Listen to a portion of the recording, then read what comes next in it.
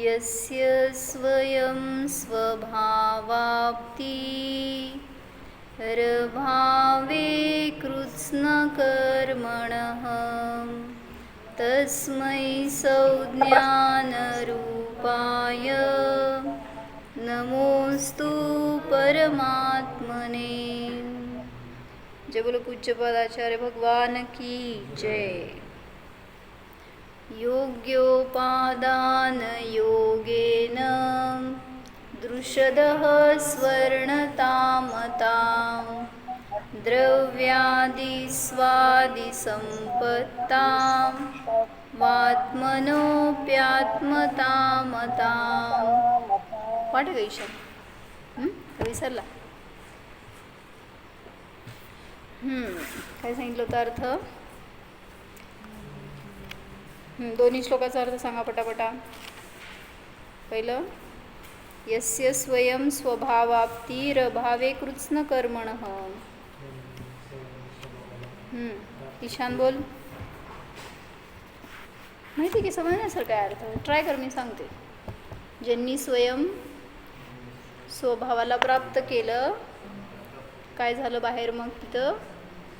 कृत्स्नकर्मणः अभावः, संपूर्ण कर्मांचा अभाव झाला. पुढं काय सांगितलं? कसे आहेत ते परमात्मा? हाँ, सम्यक ज्ञान रूप है और ऐसे परमात्मा को मैं नमस्कार करता हूँ. ऐसे पहले श्लोक में मंगलाचरण रूप से भगवान का स्मरण करके उनको नमस्कार किया गया है. दूसरे श्लोक का अर्थ क्या है? योग्य उपादान योगेन दृषदः स्वर्णतामता. बोल ऋषभ. योग्य उपादान मिलने पर क्या होता है? सुवर्ण पाषाण से सुवर्ण प्राप्त होता है. बोला, बोल की. उपादान म्हणजे योग्य कारण म्हण. योग्य कारण मिलने पर सुवर्ण पाषाण यानी क्या? अशुद्ध सुवर्ण पाषाण जो खान में से खदान में से निकाला जाता है, उसमें अन्य भी धातुएं मिक्स रहते हैं. ऐसे वो अशुद्ध सुवर्ण से शुद्ध सुवर्ण की प्राप्ति होती है पाषाण से. मतलब उसका वो योग्य उपादान है, मेन कारण है. योग्य उपादान मिलने पर सुवर्ण पाषाण लिखी. कुठे आहे? आणलंच नाही तू वही पेन परत. आणि कुठे मित्र तुझा? गेला. बर, कोण नाही लिहिलेलं असेल लिहा अर्थ. लिह. योग्य उपादान मिळालं असताना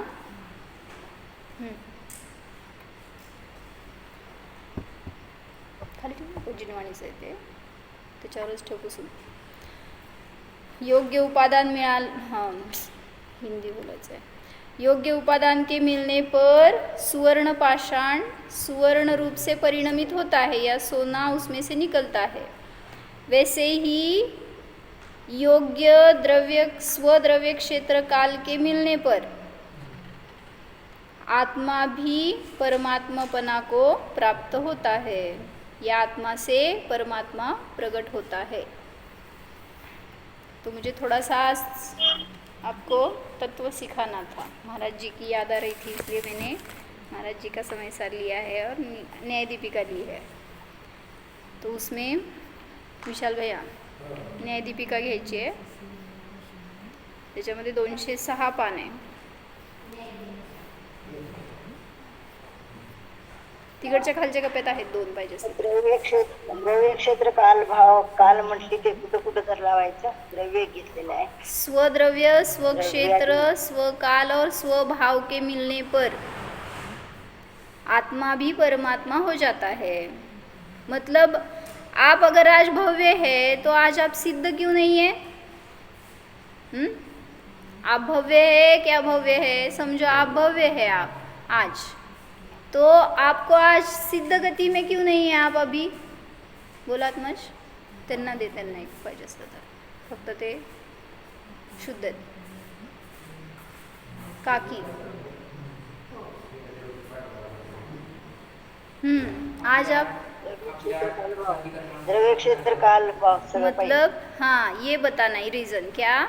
योग्य द्रव्य चाहिए, योग्य क्षेत्र चाहिए, योग्य काल और योग्य भाव चाहिए, तभी सिद्ध हो सकते हैं। भव्य है तो भी टाइम लगता है ना, और वैसे सभी संयोग भी मिलते हैं। काल लब्धि आती है तब मतलब विशुद्धि बढ़ती है, तो बहिरंग में इन कर्मों का अभाव हो जाता है। ये सब निमित्त रूप से है। तो मुझे आज एक ने क्वेश्चन पूछा है, हमने कल देखा था ना सम्यक दर्शन में क्या क्या निमित्त होते हैं चारों गतियों में, देखा था। देवगति में क्या था निमित्त? जाति स्मरण, जिनबिंब दर्शन, जिनोपदेश और देवरुद्धि दर्शन। यानी अलग अलग देवों की अलग अलग रुद्धियाँ रहती है, बहुत अच्छे अच्छे उनको शक्तियाँ रहती है। तो वो देखकर किसी को आश्चर्य होकर सम्यक्त्व की प्राप्ति हो सकती है। तो देवगति का कारण बताया। वैसे ही नरक गति में क्या एक अलग कारण बताया था? अलग कारण क्या था? वेदना अभिभव, यानी वेदना की तीव्रता होती है तो जीव धर्म की तरफ झुकता है। तो वहाँ पर उसको सम्यक दर्शन की प्राप्ति हो जाती है, हो सकती है। सबको नहीं होती, सबको वेदना है, लेकिन सभी जीव स्वभाव के सन्मुख नहीं होते उस वेदना से। तो देव और नारकियों में देखा, तो मुझे बताना था कि ये सब निमित्त है। तो मुझे आज एक ने क्वेश्चन पूछा है कि जो भी कल हमने देखे थे रीजंस, तो उसमें ध्यान ये रीजन क्यों नहीं लिया आपने? ध्यान करने से सम्यक दर्शन की प्राप्ति होती है ना, तो ध्यान ये निमित्त क्यों नहीं लिया?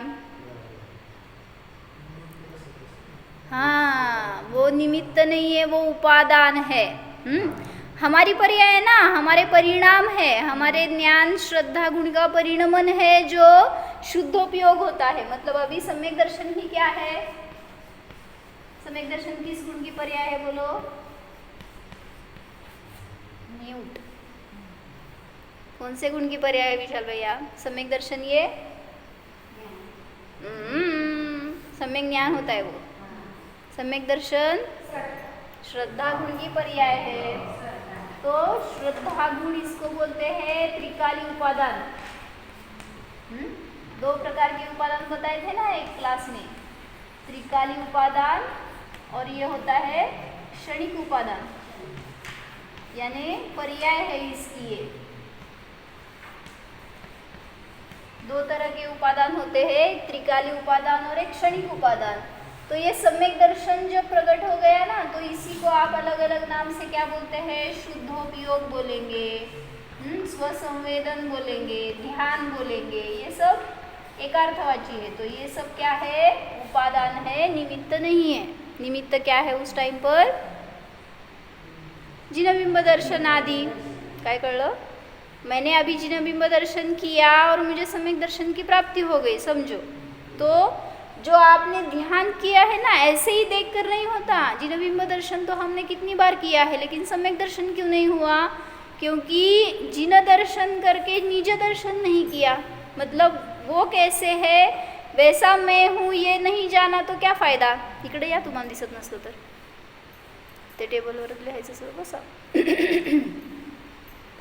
तो इसलिए जब हमने भगवान की तरफ देखा और वैसा मैं हूँ ऐसा जाना, तो वो ध्यान है। उसी को स्वसंवेदन बोलते हैं, शुद्धोपयोग बोलते हैं। तो ये सब क्या है? सम्यक दर्शन उसी टाइम पे प्रकट हो गया। तो ध्यान ये अपना परिणमन है, इसलिए उपादान है, निमित्त नहीं है, अपने अधीन है। शुद्धोपयोग कब करना है, कैसे करना है, ये आपके अधीन है, न कि जिन भगवान के। जिनेंद्र भगवान नहीं फिक्स करेंगे आप कब सम्यक दर्शन को प्राप्त करेंगे। तो हम अपना परिणमन स्वयं करते हैं, इसलिए तो उपादान का हम प्रकरण देख रहे हैं।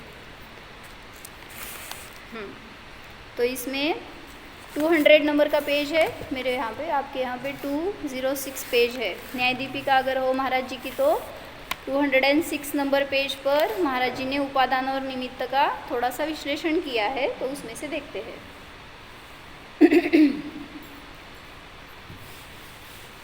इतना तो बेसिक समझ में आ गया ना कि उपादान यानी क्या? जिसमें कार्य होने वाला है, जो कार्य का मूल कर्ता होता है, उसे कहते हैं क्या? उपादान। और निमित्त किसे कहते हैं? निमित्त होता है कार्य के अनुकूल जो होता है, उसे निमित्त कहते हैं। हाँ, लेकिन निमित्त करता नहीं है। तो यहाँ पे वही बता रहे हैं, पांचों इंद्रियों का एग्जाम्पल लेकर बताया महाराज जी ने। क्या है, विशेषार्थ में है ना, पढ़ो। कार्य क्या, वाच ऋषभ, छद्मस्तको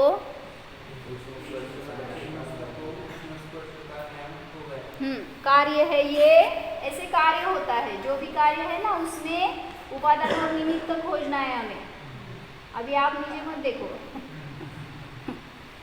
उष्ण स्पर्श है, हाँ, उष्ण स्पर्श को जाना, समझो ऐसा शॉर्ट में लिखिए। तो इसमें बताओ अभी उपादान क्या है, निमित्त क्या है।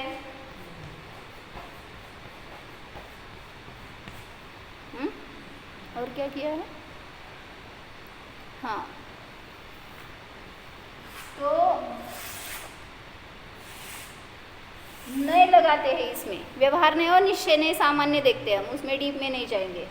तो इस कार्य में उष्ण स्पर्श को जाना हमने, तो उस कार्य में किसने जाना, किसमें कार्य हुआ है। उष्ण, उस स्पर्श ने जाना क्या, उस वस्तु ने जाना कि हमने जाना, ज्ञान ने जाना, आँख ने जाना, किसने जाना है।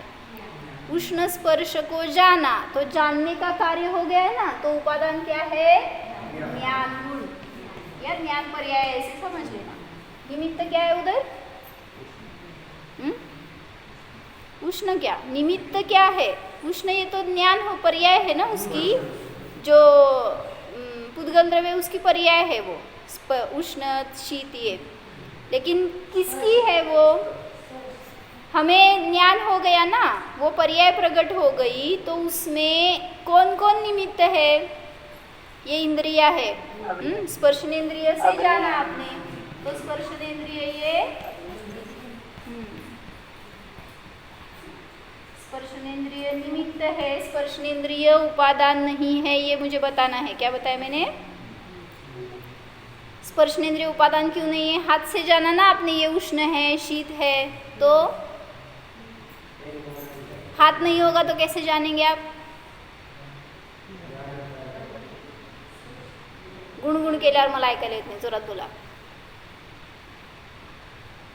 काय, ज्ञानाने जाणतो नाही, हाताने कुठे जाणतो। मग हात नसलं तर कसं जाणणार ना,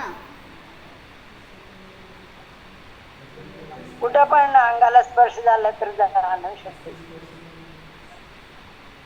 इतकं का घाबरायला लागलाय, मग सांगा की कॉन्फिडेंटली, नाहीच, स्पर्शनेंद्रिय हे उपादान नसतंच। कारण अनेकांना असं आहे की टच झालं तरी कळत नाही तुम्हा लोकांना का, मग तिथं स्पर्शनेंद्रिय नाही आहे का ज्ञान नाही आहे, काय नाही आहे भैया, ज्ञान नाही आहे। कोणाकोणाला कट होते माहिती तुम्हाला, असं काय, समजा सब्जी मोलताना वगैरे कट झालं तर दिसत पण नाही, माहीत पण होत नाही, स्पर्शनेंद्रिय नाही आहे म्हणायचं। स्पर्शनेंद्रिय पूर्ण त्वचा जेवढी तेवढी स्पर्शनेंद्रिय आहे, मग तिथलं कसं काय गेलं सांगा बघू, हां कुठं गेलं आणि भाजीत गेलं का काय। हाँ, मतलब स्पर्शनेंद्रिय भी है, ज्ञान भी है, फिर समझ में क्यों नहीं आया, कट हो गया आपको, आपके पैर को समझो चलते चलते कुछ लग गया, आपको पता भी नहीं, खून बहने लगा और बाद में समझ में आ गया। हाँ, तो ज्ञान भी है, स्पर्शनेंद्रिय भी है, लेकिन वहाँ जानने का कार्य नहीं चल रहा है, उस तरफ उपयोग नहीं है। तो इसलिए ज्ञान यानी सिर्फ ज्ञान गुण नहीं लेना है, वैसा परिणमन जो कार्य होने वाला है, वैसा ज्ञान का परिणमन। तो उपादान हो गया ये 100% ज्ञान, और स्पर्शनेंद्रिय हाँ उपस्थित होगा, स्पर्शनेंद्रिय नहीं होगा तो जान नहीं सकेंगे स्पर्श को। हर एक जीव को स्पर्शनेंद्रिय है, कितने इंद्रिय से, एक इंद्रिय से सभी को है, द्विंद्रिय को स्पर्शनेंद्रिय है क्या, आज तक काय नवीन आले का काय 2 इंद्रिय तुझ्याकडे। तो स्पर्शनेंद्रिय 100% निमित्त है। और क्या है वहाँ पर, उष्ण स्पर्श को जानने के लिए अग्नि है, बस मना, वो भी कितनी है 100% प्रेजेंट रहेगी कार्य होने में ये सब व्यवहार में से उपादान और निमित्त है। अभी ये बताएंगे यहाँ पर निश्चय से कौन है उपादान कार्य का कर्ता, तो उसे वहाँ पर उन्होंने ये वर्ड यूज किया है साधकतम साधन, ऐसा शास्त्रीय शब्द है, वो समझ लेना। सिर्फ कुछ डिफिकल्ट नहीं रहता, सिर्फ अपरिचित शब्द रहते इसलिए लगता है वैसे। क्या बताया, पढ़ो वाचा सजीव त्याच्यातलं वाचा। साधकतम साधन अथवा कर्ता। ज्ञान कैसा है, मतलब उपादान और निमित्त दोनों आएंगे इसमें भी। उपादान क्या है, ज्ञान, कितने %? 100%। निमित्त, हाँ, निमित्त क्या है, अग्नि, कितने % है, ये समझ लेना है हमें। क्या, सिर्फ इतना ही डिफरेंस है। क्या है, निश्चय नय में जो किधर गया निश्चय आज, नहीं, तो निश्चय नय से अग्नि कार्य का कर्ता नहीं है। कार्य किसमें हुआ है, ज्ञान में कार्य हुआ है जानने का। तो अग्नि उष्ण है, ये अग्नि नहीं जान सकती है। अग्नि ये उष्ण स्पर्श वाली है, उस अग्नि को समझ में आता है कि नहीं आता है? अग्नि जीव है का जीव आहे? कुठला इंद्रिय आहे त्याला? कुठला इंद्रिय आहे? एकेंद्रिय, स्पर्शनेंद्रिय. मग त्याला समजत नाही का? हां, मतलब त्या आपल्याला पळत आहे तसं त्याला पळत नसते, कारण त्याचं शरीरच ते आहे ना. आपण त्याला स्पर्श केल्यावर मला उष्ण जाणवलं हे सांगायला लागलं. हाँ, तो क्या बताना है कि अग्नि उष्ण है, उसका स्पर्श मैंने किया और मैं जान रहा हूँ उसको, इसलिए बता रहे हैं कि उष्ण स्पर्श को जाना, तो वहाँ पर कार्य किस में हो गया, ज्ञान में कार्य हुआ है, अग्नि में कार्य नहीं हुआ। इसलिए वहाँ पर क्या पढ़ो और एक बार, उपादान पहले से 100% ज्ञान की परिणति हो गई, निमित्त 100% उपस्थित रहता है। क्या, स्पर्शनेंद्रिय 100% है, अग्नि 100% उपस्थित है, और उसको कर्ता भी कहेंगे, लेकिन व्यवहार नहीं में, निश्चय से नहीं। व्यवहार यानी झूठा कथन रहता है। जैसे आप अभी मनुष्य हो, सच में क्या झूठ में, सच में कुठून आलाय, कुठल्या शाळेत बसलोय, आप मनुष्य आहे की नाही आहे? ओ म्हटलं तर मला भीती वाटेल, नाही म्हटलं तर भूत बित बसलेत का? मनुष्य आहे की नाही आहे आजही? तो व्यवहारने से है, इसलिए यहाँ पे यही बताया कि 100% निमित्त भी कार्य होते टाइम पे होता ही है, इसलिए उसको भी कर्ता कहेंगे, व्यवहार से कहेंगे, लेकिन वो कार्य उपादान में ही होने वाला है। व्यवहार में से 100% उपादान भी चाहिए और निमित्त भी चाहिए, ऐसा बोला जाता है, लेकिन कार्य होगा उपादान में ही, ये निश्चय ने है। इसलिए यहाँ बताया उपादान ज्ञान 100%, निमित्त अग्नि 0%। पढ़ो आगे क्या बताया, यानी अग्नि, जोरात वाचा, नहीं है। अग्नि साधकतम साधन नहीं है। साधकतम साधन यानी क्या, जिससे कार्य होगा ही, उसे साधकतम साधन कहते हैं। साधन अनेक रहते, लेकिन साधकतम साधन एक ही रहेगा। एग्जाम्पल दो, अभी यहाँ पे यही बताया ना, हाँ, साधकतम साधन यानी जिससे नियम से कार्य होगा ही, लिहा की आता काय सगळ्याला लिहा म्हणून सांगायचं, शब्द नवीन आहे ना आपल्यासाठी, मग कळण्यासाठी लिहा की। साधकतम साधन यानी क्या, जिसमें कार्य, जिससे कार्य होगा ही, घेऊन लिखता है कोई योजना मांगे, कार्य होगा ही होगा, नियम से होगा, उसे कहते हैं साधकतम साधन।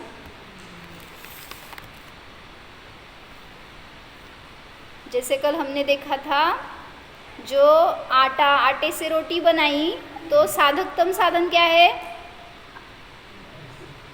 काय आटा है। और साधन क्या है? आटा, अग्नि, हाँ, बेलवन। साधकतम साधन को ही उपादान साधन कहते हैं। ये भी अलग लिखे लो, मतलब शब्द अलग है ना। साधकतम साधन यानी उपादान यानी कर्ता। तो रोटी बनाते टाइम पर जो आटा है वो साधकतम साधन है या उपादान है, और अलग अलग साधन क्या है वहाँ पर? चकला है, वेलन है, वो गॅस है, तवाच म्हणतात का त्याला? तर हिंदीमध्ये काय म्हणतात तवा?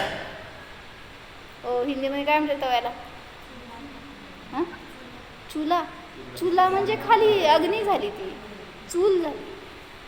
तव्याला काय म्हणायचं असतं हिंदीमध्ये? ओ इंग्लिशमध्ये काय म्हणायचं असतं? समजून घ्या, जाऊ दे. तर ते सगळं साधन झालं. तो साधकतम साधन नाही आहे, सिर्फ साधन आहे. पेन पाहिजे का तुला? मला माग की भैया, तिथं आहेत की पेन आहे काय बघ, त्या खिडकीत आहे. सगळ्या खिडकीत एक ठेवायला पाहिजे. इकडं का अग्नी 0% आणि इकडं अग्नी 100% असं का? ऐसा क्यों लिखा है बोलो?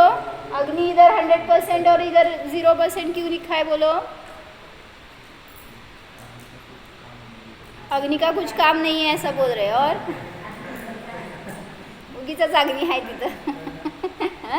ऐसा नहीं है, ऐसा बताना व्यवहार नहीं है, इसलिए वहाँ पे बताया जाएगा कि निमित्त प्रेजेंट रहेगा.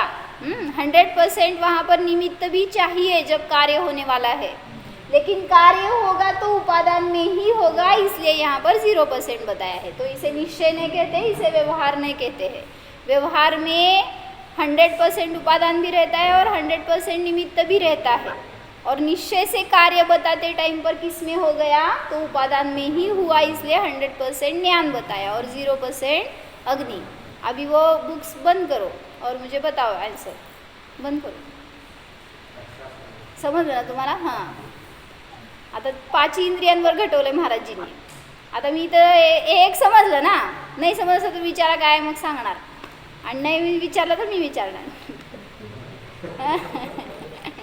अभी ये स्पर्शनेन्द्रिय का कार्य बताया है, ऐसे ही 5 इंद्रियों के विषय बताएंगे. हाँ, मैं पढ़ती हूँ, अभी आपकी परीक्षा. अभी दूसरा कार्य लिया है, छद्मस्त को मीठा रस का ज्ञान हुआ. बोलो यहाँ पर क्या है? ज्ञान 100% आएगा, बराबर है. हाँ, इधर बोलो निमित्त रसनेन्द्रिय 100%, अग्नि क्या आएगा वहाँ पर? मीठा रस. मीठा रस या शक्कर बोलो, जो भी मीठा है ना, मीठी चीज़ है, तो शक्कर 100%. स्पर्शनेन्द्रिय रसनेन्द्रिय 100% और शक्कर 100%. हाँ, लिखूँ क्या यहाँ? नहीं तो अग्नि कर लिख के बैठेंगे आप. और इधर साधकतम साधन में क्या आएगा? उपादान, ज्ञान 100%, निमित्त कौन है? शक्कर है, मिठाई है, वो कितने %? 0%. मतलब ज्ञान उपादान 100% साधकतम साधन या करता है. ज्ञेय शक्कर निमित्त जो है वो 0% है, यानी शक्कर साधकतम साधन या करता नहीं है. रसनेन्द्रिय निमित्त 0% है. यहाँ पर और रह गया ना, स्पर्शनेन्द्रिय 0%, क्योंकि स्पर्शनेन्द्रिय में जानने की शक्ति नहीं है. तो किस में है? ज्ञान में है. स्पर्शनेन्द्रिय जहाँ पर है वहाँ पर ज्ञान है. अभी ये है ना हमारा स्किन, तो ये जानती है कि नहीं जानती? क्या ऋषभ? यहाँ पर आत्मा के जो प्रदेश है ना वो जानते हैं. इसके नीचे बोलो, या ये ऊपर का लेयर जो है वो पुद्गल है.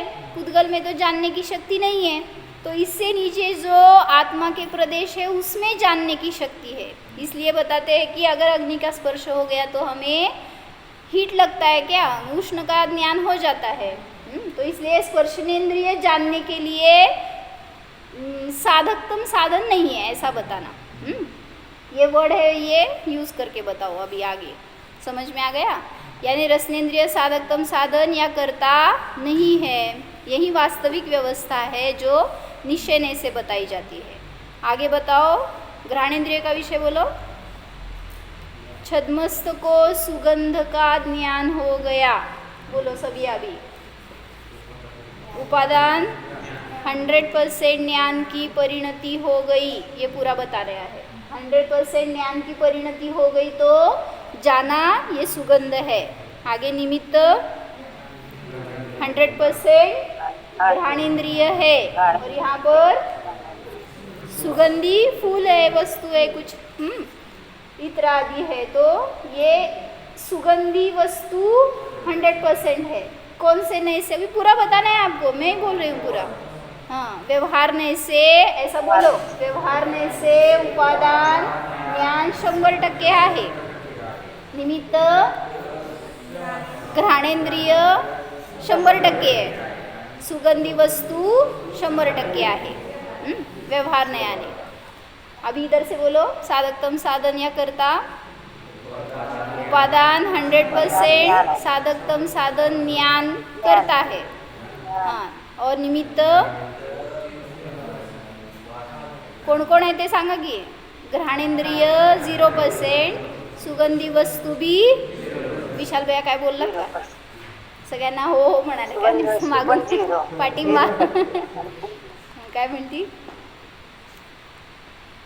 फुल पण हे निमित्त आहे, निमित्त आहे आणि सुगंध आहे तर पण निमित्त। सुगंधी वस्तु जो भी है ना वो सब निमित्त है, वो करता नहीं है, क्योंकि जानने का कार्य ज्ञान में हुआ है, उस वस्तु में नहीं हुआ है, इसलिए वो साधकतम साधन नहीं है। ये आपने नहीं बताया, करता नहीं है। आगे बताओ चक्षु इंद्रिय का विषय बोलो। छद्मस्त ने वर्ण जाना, कौन सा?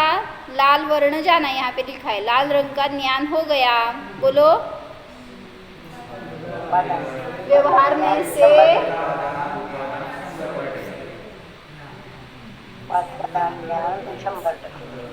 चक्षु इंद्रिय 100%, लाल रंग जो है वो भी 100% है, उपस्थित है, कार्य होते समय वहाँ पर उपस्थित है। आगे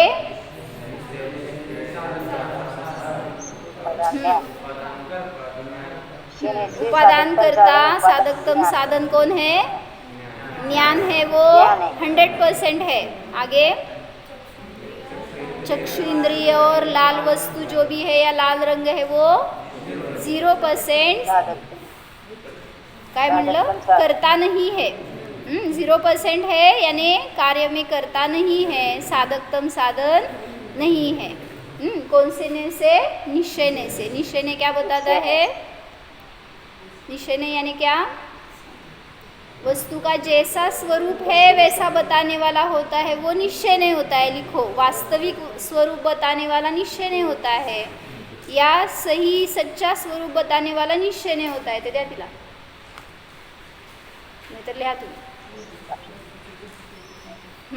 वास्तविक वस्तु स्वरूप बताने वाला निश्चय नहीं होता है, या सच्चा स्वरूप बताने वाला होता है, जैसा है वैसा स्वरूप बताने वाला होता है, तो उसे निश्चय नहीं कहते हैं। और व्यवहार नहीं किसे कहते हैं? आरोपित कथन करता है, झूठा कथन करता है, वो व्यवहार नहीं होता है।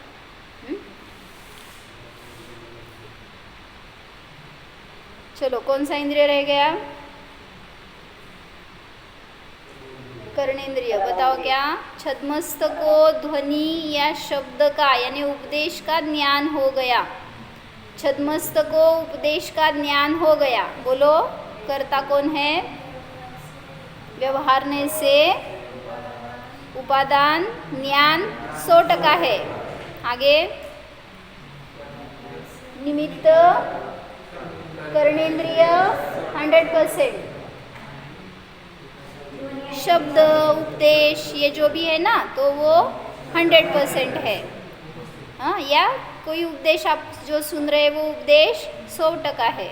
आगे निश्चय से साधकतम साधन यानी उपादान ज्ञान 100% साधकतम साधन या करता है। और निमित्त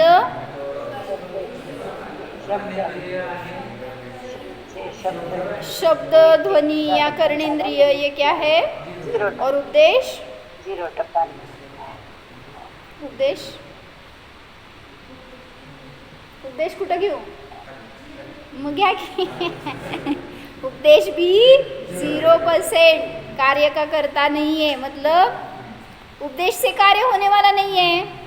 इसे उपदेश होने पर भी क्या हो रहा है, मतलब साधकतम साधन नहीं है, ये बताना है वहाँ पर. मतलब उपदेश तो सभी सुनते हैं, लेकिन मतलब गए ना समोशरण में सभी जीव, वहाँ पर सुना उपदेश, लेकिन सबको सम्यक दर्शन कहाँ प्राप्त होता है. इसलिए उपदेश भी करता नहीं है, साधन है, नहीं ऐसा नहीं, लेकिन वो साधकतम साधन नहीं है. तो साधकतम साधन क्या है? उस उपदेश को सुनकर मेरे ज्ञान में जो भी परिणति हो गई वो साधकतम साधन है. आता उघडा पुस्तक. सम्यक ज्ञानी का उपदेश भी निमित्त 0% है, यानी सम्यक ज्ञानी उपदेशक साधकतम साधन या करता नाही है. 206-7 पानावर असेल. आता खालचं फक्त एक वाक्य मोठं आहे ना, तेवढं वाचा. ते सार सांगितलंय महाराजजींनी. स्पर्शनेंद्रिय से मिळालं, या रसनेंद्रिय से, या घ्राणेंद्रिय से, या आँख से, या कर्णेंद्रिय से. अभी हमने ये 5 इंद्रिय देखे. ऐसे ही और किस किस में वो लगा सकते हैं वो सब बता रहे हैं. या मन से, अभी मन का एक एग्जाम्पल बताओ. ऐसे ही एक एग्जाम्पल मन का बताओ. सुख का अनुभव हो गया, हमने कुछ खाया या कुछ दिखा तो हमें सुख का अनुभव हो गया. बोलो. हाँ, वहाँ पर ज्ञान 100% उपादान है व्यवहारने से. आगे न्यूज़ मिली आपको कुछ, आपने टॉप किया है. काय म्हणले ऋषभ? हां, बोर्डामध्ये टॉप झाला तू, असं तुला कळलं. अजून रिझल्ट हातात आला नाही आहे, पण मनातून आनंद झाला ना, की जाऊ देत, काय झालं, लॉटरी लागली. काय काय काय काय पाहिजे. तर मनाने ज्या काही विषयाचा तुम्ही विचार करून आनंदी होताय ना, तो विषय घ्यायचा. तो मन से क्या किया, ये मन हो गया 100% निमित्त. मन क्या है? जीव है क्या? जीव है. किती प्रश्न पडले बापरे. उद्गल है. हाँ? कैसे? आप मन से विचार करते कि नहीं करते? हाँ, तो मन यानी क्या है? 8 पंखुड़ियों जैसी रचनाएं बताया जाता है ना. हाँ, मतलब द्रव्य मन है वो पौद्गलिक है, और भाव मन यानी अपना क्षम ज्ञान है. तो ज्ञान से कार्य होता है, इसलिए बताया ज्ञान ये उपादान है और मन ये निमित्त है. 100% है, और जो भी आपको न्यूज मिली वो न्यूज 100% है. व्यवहारने से वो भी कार्य में उपस्थित है, लेकिन निश्चयने से, बोलो पूरा बोलो, साधकतम साधन, कर्ता, उपादान, ज्ञान 100% है. आगे मन या, हाँ, जो भी आई है न्यूज वो सब क्या है? 0% कार्य में करता है. मन से, ध्वनि से या पर पदार्थ से. बोलो, आप चश्मे से जानते कि नहीं जानते? चलो निकालो. जिसको हियरिंग एड है तो वो समझो उसके बिना नहीं सुन सकता, तो उसने वो निकाला तो सुन सकता है कि नहीं? फिर क्या बोलेंगे उसको? उपादान साधकतम साधन. हियरिंग एड जो होता है ना, आप या चश्मा बोलो, जाने दो. चश्मा है वो साधकतम साधन है कि नहीं है? आप पढ़ ही नहीं सकते, देख नहीं सकते, तो चश्मा जानने वाला है क्या, ये पूछना उसको. जो भी आपको साधकतम साधन के लिए क्वेश्चन आएगा ना, उसमें कार्य होता है क्या? नहीं होता. चश्मा जान नहीं सकता है, मैं जानता हूं उसमें. इसलिए चश्मा, ये आंख और वहां पे जो भी है रचना, वो सब जानने का कार्य करने में असमर्थ है. इसलिए साधकतम साधन नहीं है, ज्ञान ही है. निमित्त है सभी. बराबर. आगे परपदार्थ से या शब्द से या प्रकाश से। अभी बोलो प्रकाश से जानते कि नहीं? प्रकाश नहीं हो तो जानेंगे क्या? पढ़ो, सभी लाइट्स ऑफ करके पढ़ो। हाँ, कैसे जानना? ये कार्य हुआ है ना, तो मुझे बोलो अभी थोड़ा सा हम चेंज करते हैं। ये समझ में आ गया ना आपको? थोड़ा सा समझने के लिए बराबर है। ज्ञान में कार्य हुआ है तो ज्ञान साधकतम साधन है और ये प्रकाश निमित्त है। अभी यहाँ पे ले लो, एक मिनट, यही उदाहरण लेते हैं, लेकिन कार्य आपको बताना है। मैंने क्या किया है, यहाँ पर उपादान ज्ञान लिया है, मुझे अभी अग्नि उपादान लेना है। कार्य बोलो, अग्नि में भी कार्य चल रहा है कि नहीं? उस टाइम पर जब मैंने जाना अग्नि को, उस टाइम पर मेरे ज्ञान में कार्य हो गया, उष्ण स्पर्श का ज्ञान हो गया, ये मेरा कार्य है, उसमें उपादान मैं हूं, निमित्त अग्नि है। अभी अग्नि इटसेल्फ, उसमें क्या हो रहा है? उसमें भी कार्य चल रहा है ना, तो उसका उपादान और निमित्त बोलो मुझे। नहीं, उसको जीव ऐसा मत लो, अग्नि यानी अभी उष्ण स्पर्श का जो ले रहे वैसे जाने दो। वो एग्जाम्पल आपको टफ लग रहा होगा तो कर्णेंद्रिय का भी हमने सुना ना, उपदेशक से उपदेश सुना आपने, मैंने उपदेश दिया और आपने सुना, तो आपने जाना, ये आपका कार्य हो गया साधकतम साधन 100%। कौन? आपका जीव, आपका ज्ञान। निमित्त कौन? मैं, मतलब मेरे शब्द जो है अभी। अभी ये कार्य आपका हो गया, मेरा कार्य वो तो मुझ में भी कार्य हुआ है ना उसी टाइम पर। इधर बोलो, इधर पूरा बोलो, उपादान और निमित्त पूरा बोलना है आपको। मतलब हर एक चीज में कार्य चल रहा है उसका, एक का कार्य उपादान रूप से, एक का कार्य निमित्त रूप से, और जो भी निमित्त इस डेफिनेशन में आएगा ना, तो उसका भी उसमें कार्य चल रहा है, तो वो स्वयं उसका उपादान रहेगा। जैसे अभी आपने बताया रोटी बनाई, तो वहां पर आटा है, वो उपादान है, और बाकी सब जो है वो निमित्त अग्नि है, वो चकला बेलन है, जो भी वो स्त्री है। अभी वो अगर उपादान लेंगे तो कार्य क्या हुआ? समझ में आया क्या बोलना है मुझे? हाँ बराबर, जो निमित्त है ना उसमें भी स्वयं उसका कार्य चल रहा है, तो उसका उपादान और निमित्त बोलो। दोनों में भी लगाना है, सिर्फ चेंज हो जाएंगे ना। जो हमने अपने व्यू से देखा था, अभी निमित्त को उपादान करके उसके व्यू से देखो। लय अवघड चेहरे बिरे अवघड झालं का? मग ते करणारे उपादान तेच हे होऊन जातील नाही रोटी रूप होऊन जातील. तसं नाही ग माता, काय सांगायचंय, प्रत्येकामध्ये प्रत्येकाचं कार्य प्रत्येक समयाला चालू आहे. मग ते कार्य होत असताना त्याला स्वतःला उपादान बघा आणि निमित्त ते दुसऱ्यासाठी आहे. जसं मी आता काय सांगितलं की उपदेश दिला, चारण मुनींनी उपदेश दिला महावीराच्या जीवाला, सिंहाला. सिंहामध्ये कार्य झालं का नाही? काय झालं? सम्यक दर्शनाची प्राप्ती झाली. चारण मुनीमध्ये कार्य झालं नाही का त्यावेळेस? काय झालं? उपदेश द्यायचं काम केलं. मग त्याच्यात सांगा ना, उपादान सांगा आणि निमित्त सांगा, तेच विचारते. बरोबर, निमित्त सिंह आएगा. ज्ञान है उपादान. किसका ज्ञान? हाँ नहीं कैसे बताना है, मराठीत सांगते राहू दे.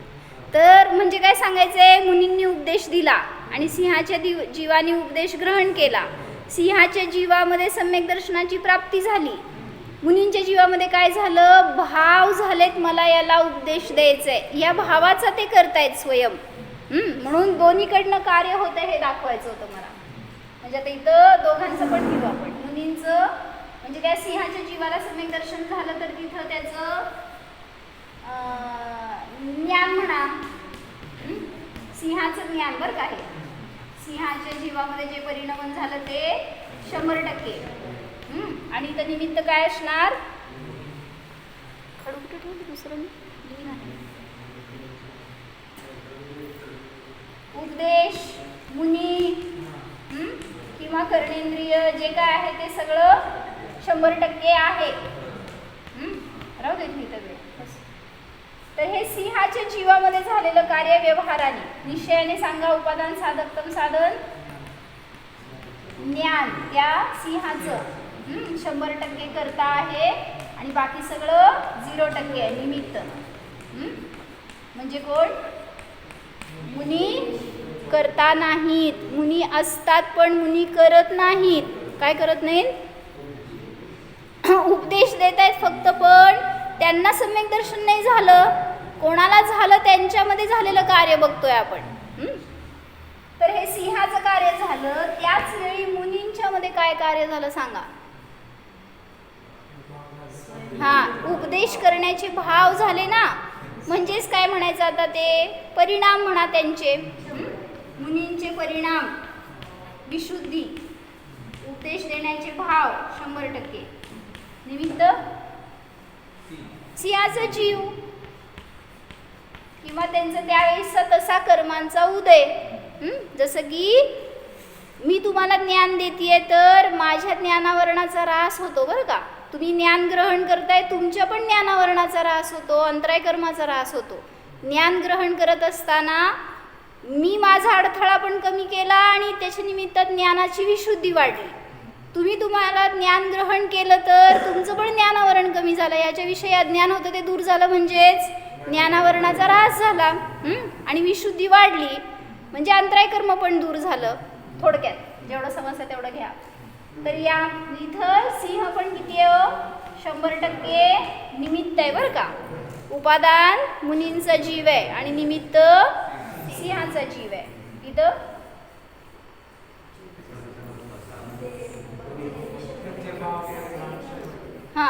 मुनींचे परिणाम जे आहेत ते 100% करता आहेत.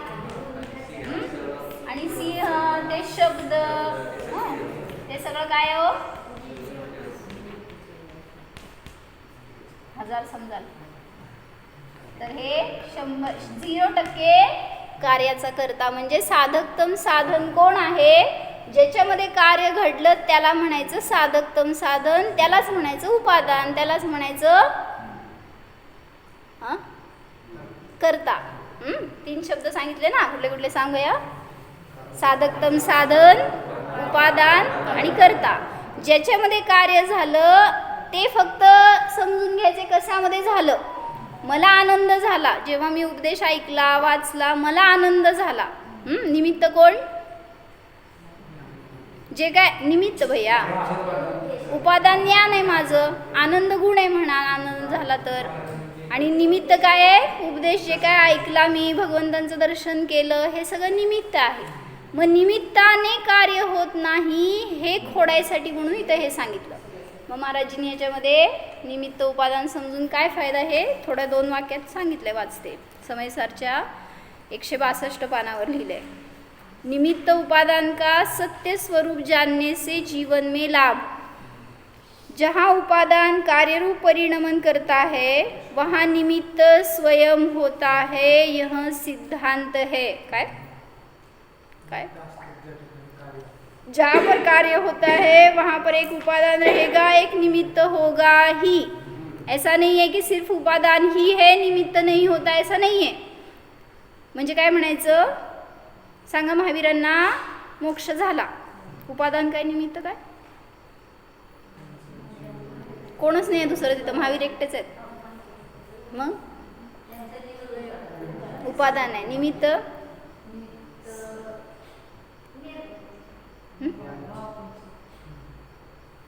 भाव पण उपादानच, उपादानच. निमित्त काय? काय आता तुम्हाला करावं देवा? काय काका? कर्मांचा क्षय म्हणा की काय त्याच्यामध्ये अवघड आहे आपल्यासाठी. मोक्ष झाला म्हणजे काय झालंय? संसाराचा नाश झालाय, शरीराचा नाश झाला, कर्मांचा नाश झाला, हे सगळं निमित्त आहे. उपादान माझं आहे, माझ्यामध्ये पुरुषार्थ झाला म्हणून मोक्ष झाला, म्हणजे महावीरांच्या जीवामध्ये. मग उपादान आणि निमित्त प्रत्येक कार्यामध्ये असतंच. फक्त त्यात समजून का घ्यायचं आहे, आपण त्या निमित्ताला करता मानतो म्हणून. निमित्त कधीही करता नसतं. तुम्हाला क्रोध आला, तुम्हाला हार्ट अटॅक आला, का आला हो? भांडणं चालली होती समजा घरामध्ये, किंवा काय बघून आपल्याला, किंवा काय नुकसान झालं, व्हॉटेवर, जे एखादी अशी कंडिशन झाली आणि त्यामध्ये तुम्हाला अटॅक आला. कोणामुळं आला? Shoot out. कोणामुळं आला? त्याच्यावरच जात आहे सगळं आपलं. रोष. म्हणजे बाहेर तिथं कोणी करता नाही, तुम्ही स्थिर राहावा ना. बाहेर तिथं कोण तुम्हाला विचलित करू शकणार आहे? सगळ्यांनाच यायला पाहिजे. बरोबर आहे, सगळ्यांनाच आशीर्वाद द्यायला. म्हणजे कोणामुळं कोणाचं काहीही कार्य होत नाही. किती स्वतंत्र वस्तुव्यवस्था आहे ते जाणायला पाहिजे फक्त, जे पण कार्य होत असताना. तुम्हाला आज समजा बायकोनी खूप चांगलं खाऊ घातलं, काका, भैया, तर सांगा उपादान काय निमित्त? मी उपादान आहे. म्हणजे माझं तशा प्रकारचा उदय, ती तर निमित्ताला पण खूप दूर झालं. ते निमित्त पण नजदीकचं निमित्त म्हणजे कर्मांचा उदय, तशा प्रकारचा मला लाभ होणार होता झाला. त्यात तिने करता होती वगैरे, जाऊन सांगू नका उदय उपाशी बस म्हणणार. कसं होते बघू, खावा काय खाता. म्हणजे एक समजून घेण्यासाठी की आपलं सगळं कार्य आपल्यामध्ये चालू आहे, आपल्या कर्मांच्या उदय उपशमानुसार चालू आहे. तिथं बहिरंगात ते सगळे बाहेरचे दूरवर झाले निमित्त. ते उपचरित असद्भूत व्यवहार नाही म्हणायचं त्याला. म्हणून ते काय करता नाही. तर त्यांनी महाराजींनी आत्म्यावर घटवून सांगितलंय, जहाँ उपादान कार्य रूप परिणमन करता है वहाँ निमित्त स्वयं होता है. छान वाक्य लिहिलं असतं कोणतरी. जहाँ उपादान कार्य रूप परिणमन करता है वहाँ निमित्त स्वयं होता है. तीनदा सांगितले, आता नाही सांगणार. जहाँ उपादान कार्य रूप परिणमन करता है वहाँ निमित्त स्वयं होता है. पारस सांग उपादान. तुझी वही गायब झाली. उपादान काय, निमित्त काय?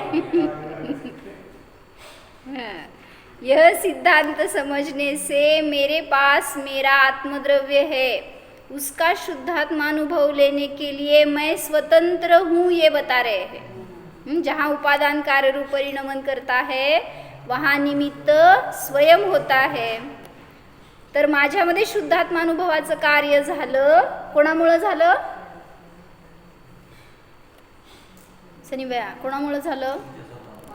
माझं माझ्यामुळंच झालं. बाहेर कोणाचा उपदेश असू देत, दर्शन असू देत, काहीतरी प्रसंग असू देत, सगळं ते निमित्त आहे. कार्य माझ्यामध्ये झालं तर तेच उपादान आहे. अन्य किसी पर मैं अवलंबित नहीं हूँ. म्हणून तुम्हाला सम्यक दर्शन प्राप्त करायचं आहे का? हो म्हणा. मग कोण करणार? कोण देणार? मग का नाही करत तुम्ही? अवघड आहे का तुमच्यासाठी? म्हणजे माझं कार्य मीच करू शकतोय तर मला करायला पाहिजे. आज करणार, आत्ता करणार, हे करा ना निश्चय, आणि मग निर्णय करा, म्हणजे होऊ शकतं. ऐसा जानकर यह जीव स्वानुभव लेता है और सम्यक आनंदी जीवन जीता है. जो दूसरे पर निर्भर होता है वह पराधीन होता है. काय केलं हो? आज नमोकार मंत्र म्हणलं ना. काय झालं त्याच्याने? आत्म्याची शांती झाली. काय आपल्याला त्याची कन्सेप्टच कळाली नाही. नवकार दिवस म्हण काय असते होते, कशासाठी? म्हणजे काय उद्देशाने केला असला तर सगळं फोल आहे बरं का.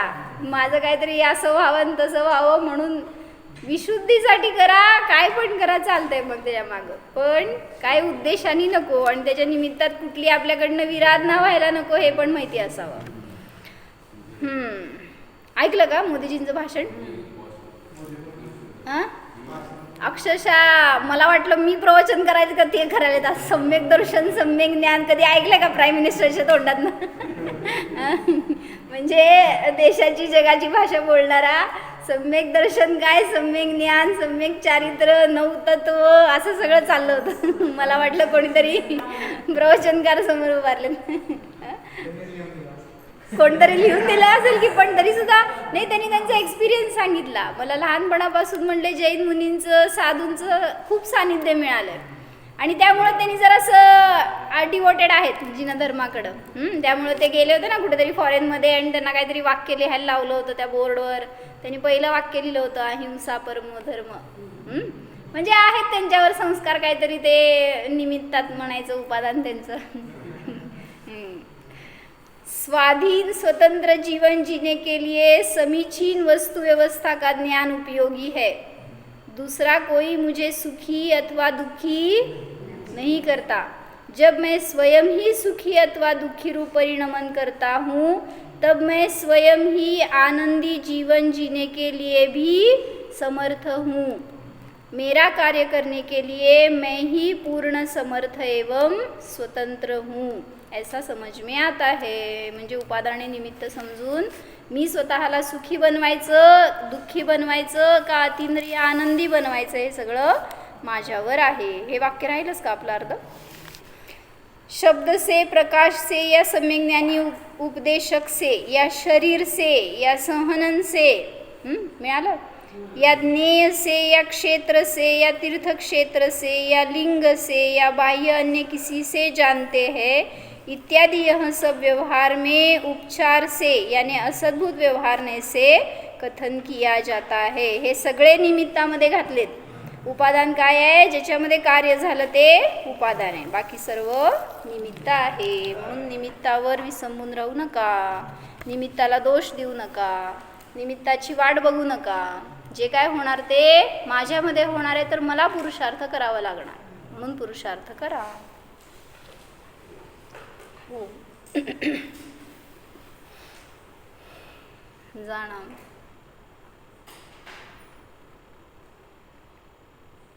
स्वतःच्या ज्ञान आनंद स्वभावाला जाणा. पहा, हा जीव आनंद भोगण्यासाठी स्वतंत्र आहे, स्वाधीन आहे. माझा आनंद परामध्ये नाहीच. परद्रव्य मला आनंदी करू शकत नाही, तसेच दुःखीही करू शकत नाही. सर्व परिस्थितीत हा मी ज्ञाता मात्र आहे. जाननहार स्वरूपोऽहम्,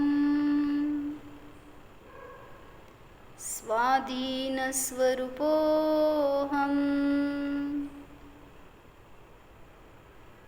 ओम विसर्जन.